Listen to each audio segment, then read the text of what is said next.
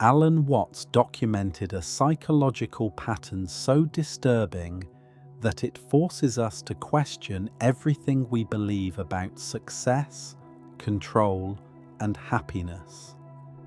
He saw people, especially the most ambitious and well-meaning among us, who had trapped themselves in a paradox. The harder they fought to secure their lives, the more dangerously insecure they became. Watts called this the backward law, and he believed it was the root of our greatest suffering. Have you ever felt it? The moment you try desperately to fall asleep, you get more and more awake. The moment you try to force a connection, it slips away. The moment you demand to be happy, you feel profoundly sad. We are like someone trying to hold onto a fistful of water. The tighter we squeeze, the faster it slips through our fingers. Today, I'll show you Alan Watts' most disturbing discovery about the human mind and why our constant effort to control life is the very thing that destroys our peace, our joy, and our sanity. This is not about letting go of effort. It is about understanding the psychological paradox that has been quietly sabotaging your entire life. To truly understand Alan Watts, we must first confront the silent psychological trap he called the backward law. This is not a quaint philosophical idea. It is a brutal, counterintuitive truth about your own psychology. The more you desperately try to pursue something, the more it will evade you. This is the hidden force behind your sleepless nights. The harder you try to force yourself to fall asleep, the more frustratedly awake you become. This is the reason you felt so awkward at that party you were desperate to have fun at. This is the truth behind your frantic, anxious effort to be happy, which only ever results in a deeper state of unease. Watts realized that our culture's entire approach to happiness is an act of self-sabotage. It's like trying to clutch a fistful of water. The tighter you squeeze, the faster it slips away.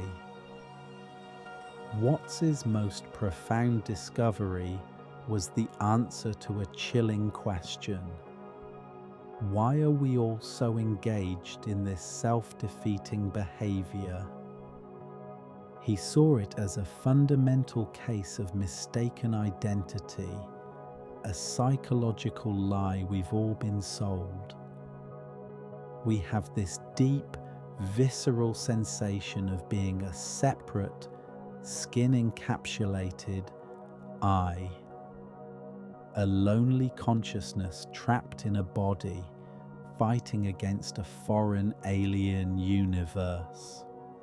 And this little I feels it must secure itself against this massive, unpredictable world.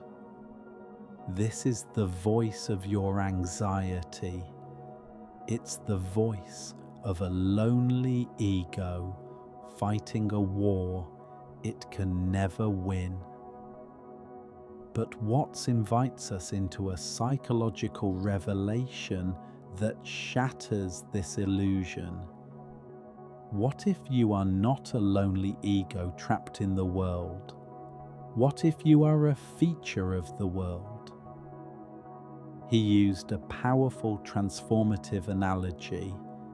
You are an aperture, an opening through which the universe is looking at itself.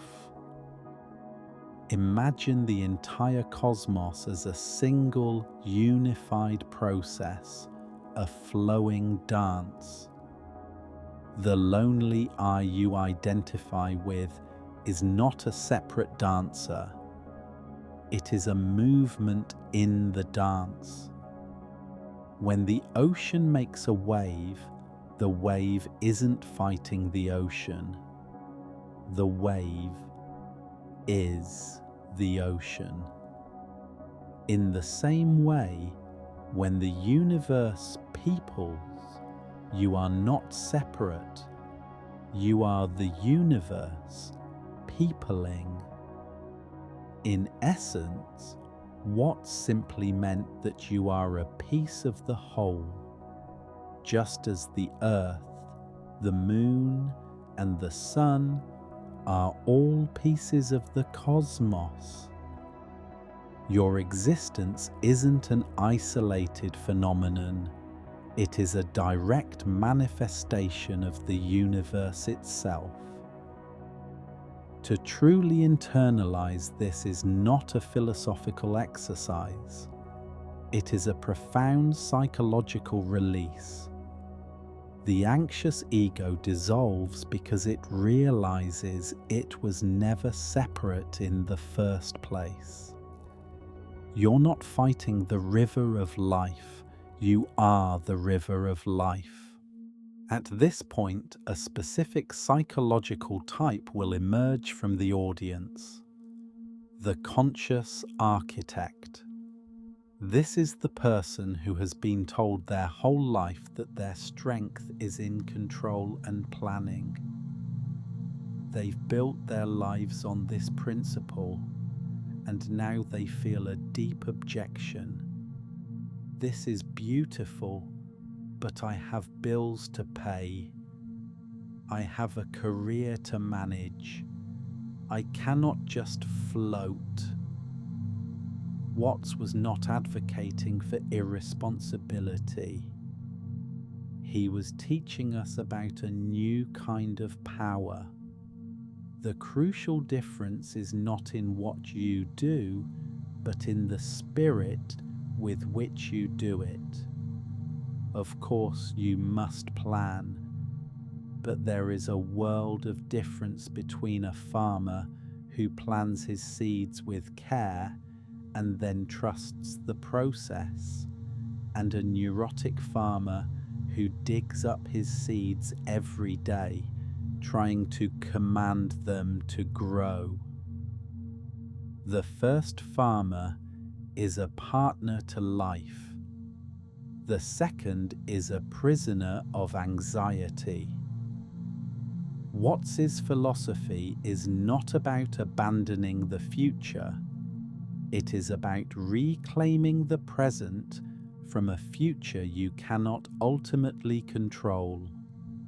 It is about doing the work and then releasing your white-knuckled grip on the outcome. This is the core of what Watts called the wisdom of insecurity. He offered a simple, paradoxical solution called floating. Think of the first time you learned to swim.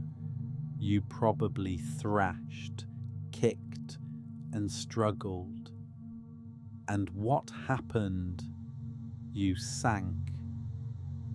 The great secret of swimming is that the water holds you up. It always did. Your thrashing was the only thing pushing you under. This is the essence of Watts's wisdom.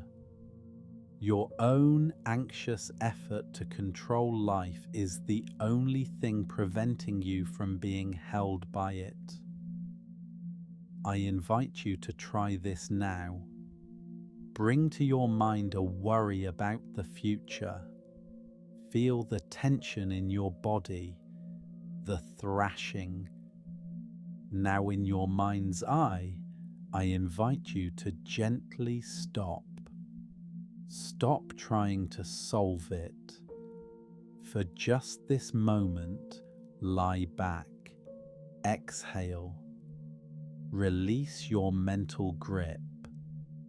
This present moment, the simple sensation of your breath, the air on your skin, this is the water that is holding you up. Your anxiety is a phantom. This moment is the only reality you will ever have. This is floating. It is an act of supreme intelligence and trust. It is the realization that you don't need to fight the universe. You only need to stop fighting yourself. The profound, permanent transformation Watts witnessed was a shift from a life of anxious management to a life of joyful participation. You are not the struggling captain of a ship battling the storm of existence. You are a part of the weather, a part of the sea, a part of the dance. I invite you to let go of the heavy identity of the problem solver or controller, and instead embrace the reality of being a small, light cork, bobbing peacefully on the surface of a vast, intelligent ocean. The ocean of life is not against you. It is you. Trust its movement. Join its rhythm. Watts's final insight for us is a liberating one. We can only truly be in control of our own actions when we stop trying to control every outcome. And in that surrender, we find a profound, effortless, and terrifyingly powerful kind of freedom. Thank you for watching, and remember, don't be too hard on yourself. Almost nothing goes according to plan. Embrace the beauty of uncertainty. That is life. See you in the next video.